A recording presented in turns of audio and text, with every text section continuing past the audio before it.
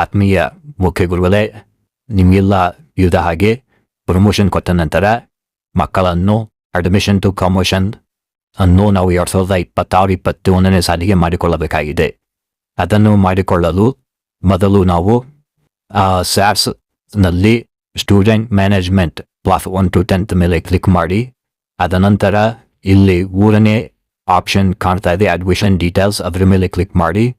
ತದನಂತರ ಇಲ್ಲಿ admission throw promotion ಅಂತ ಹೇಳಿ ಮೊದಲನೇ ಆಪ್ಷನ್ ಕಾಣ್ತಾ ಇದೆ, ಅದ್ರ ಮೇಲೆ ನಾವು ಕ್ಲಿಕ್ ಮಾಡ್ಕೋಬೇಕು.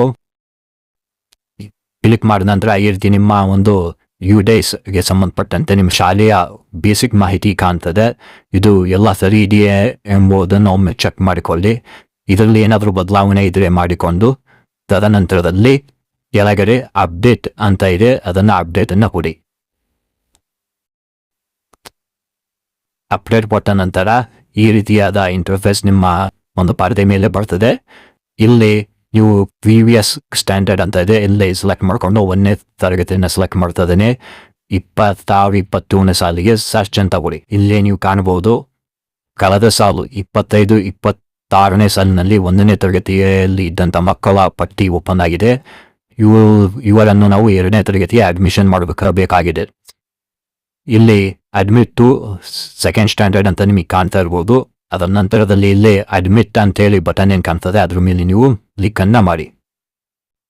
ಕ್ಲಿಕ್ ಮಾಡಿದ ನಂತರ ಇಲ್ಲಿ ಆ ಮಗುವಿನ ಸಂಪೂರ್ಣ ಒಂದು ಮಾಹಿತಿ ಓಪನ್ ಆಗ್ತದೆ. ಇಲ್ಲಿ ನಾವು ಮಾಡಬೇಕಾಗಿರೋಂಥ ವಿಷಯ ಮದರ್ ಟಂಗ್ ಕನ್ನಡ ಅಂತ ಇದೆ, ಅದು ಹಾಗೆ ಇರಲಿ. ನಂತರ ಸೆಕ್ಷನ್ ಅನ್ನ ಸೆಲೆಕ್ಟ್ ಮಾಡ್ಕೊಳ್ರಿ. ಆ ಮಗು 2ನೇ ತರಗತಿಯ ಯಾವ ಸೆಕ್ಷನ್ ನಾವು ಹಾಕಬೇಕು ಆ ಸೆಕ್ಷನ್ ಅನ್ನ ಸೆಲೆಕ್ಟ್ ಮಾಡ್ಕೊಳ್ಳಿ. ನಂತರದಲ್ಲಿ ಲ್ಯಾಂಗ್ವೇಜ್ ಗ್ರೂಪ್ ಮೇಲೆ ಕ್ಲಿಕ್ ಮಾಡಿದಾಗ ನಿಮ್ಮ ಒಂದು ತರಗತಿಯ 1ರಿಂದ 5ನೇ ತರಗತಿ ಆದರೆ AM ಕನ್ನಡ ಇಂಗ್ಲಿಷ್ ಅಂತ ಇರ್ತದೆ, ಅದ್ರ ಮೇಲೆ ನಿಮ್ಮ ಕ್ಲಿಕ್ ಅನ್ನ ಮಾಡಿಕೊಳ್ಳಿ. 6ರಿಂದ 7 ಇದ್ರೆ ಕನ್ನಡ ಇಂಗ್ಲಿಷ್ ಜೊತೆಗೆ ಹಿಂದಿ ಅಂತ ಆಪ್ಷನ್ಸ್ ಇರ್ತದೆ.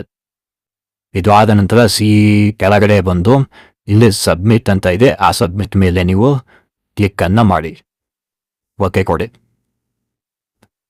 ಇಲ್ಲಿ OTP ಕೇಳ್ತದೆ. ಪ್ರತಿಯೊಂದು ಮಗುವಿಗೂ ಕೂಡ ಅಡ್ಮಿಷನ್ ಮಾಡುವಾಗ ಒಬ್ಬರ ಮಗುವಿಗೂ OTP ಬರ್ತದೆ. ಆ ಒಂದು OTPಯನ್ನು ನಾವು ಇಲ್ಲಿ ಎಂಟರ್ ಮಾಡಿ ಮಗುವನ್ನ ಅಡ್ಮಿಷನ್ ಅನ್ನ ಮಾಡ್ಕೋಬೇಕಾಗ್ತದೆ. ಈ ರೀತಿಯಾಗಿ ವೆರಿಫೈ ಮಾಡಿದ ನಂತರ 1ನೇ ತರಗತಿಯ 2025-26ನೇ ಸಾಲಿನ ಮಗು 26-27ನೇ ಸಾಲಿನ 2ನೇ ತರಗತಿಗೆ ದಾಖಲಾತಿ ಆಗಿದೆ. ಇದು ಡ್ಯಾಶ್ ಬೋರ್ಡ್ನಲ್ಲಿ ನಿಮಗೆ 24